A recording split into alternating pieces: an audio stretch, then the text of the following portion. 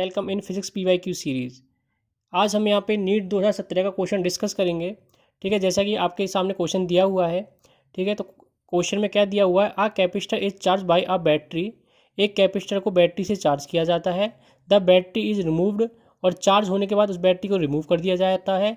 And another identical अनचार्ज capacitor is connected in parallel, और जो identical मतलब सेम यूनिट का एक अनचार्ज कैपेसिटर उसके पैरेलल में कनेक्ट कर दिया जाता है। The total electrostatic energy of resulting system, तो जो नया सिस्टम जो बना है, ठीक है, उसकी टोटल इलेक्ट्रोस्टैटिक एनर्जी क्या होगी। ठीक है, तो मैं आपको पहले बताऊं कि सपोज डेट जो हमारा इनिशियल कंडीशन है वो ये वाली कंडीशन है कि ये कैपेसिटर कनेक्टेड है और इसके एक्रॉस में एक एक V वोल्ट की बैटरी कनेक्टेड है। ठीक है, आफ्टर डेट हम कैपेसिटर को चार्ज होने के बाद बैटरी को रिमूव कर देते हैं और एक आइडेंटिकल कैपेसिटर, ठीक है, इसके एक्रॉस में कनेक्ट कर देते हैं। ठीक है, तो ये हमारा न्यू सर्किट फॉर्म होगा। तो आपको पता होगा कि जब दो एलिमेंट पैरेलल में होते हैं तो उनके एक्रॉस जो वोल्टेज होता है वो सेम होता है।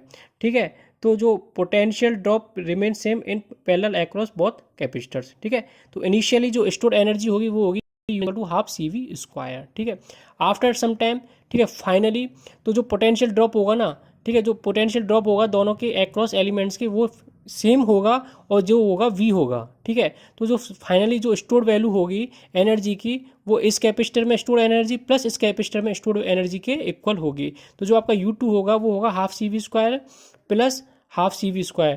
ठीक है, तो आप इसको लिख सकते हैं हाफ 2C इंटू V²। ठीक है, तो अगर आप इसको सेपरेट कर दें तो ये आपका लिख सकते हैं इसको 2 इंटू हाफ CV²। जो हाफ CV² है वो आपका U दिया हुआ है, तो आप उसको लिख सकते हैं कि जो आपका जो फाइनली पोटेंशियल या रिजल्टिंग पोटेंशियल, ठीक है, इलेक्ट्रोस्टैटिक एनर्जी होगी ना, ठीक है, तो वो आपकी होगी 2U होगी। ठीक है, तो जो आपका ऑप्शन है वो ऑप्शन आपका D राइट आंसर है, इंक्रीज बाय फैक्टर 2। ठीक है, जो आपकी जो एनर्जी है, ठीक है, वो U से 2U इंक्रीज हो जाएगी। तो जो यहाँ पे आपका जो आंसर होगा वो D option is right answer. Okay, thank you.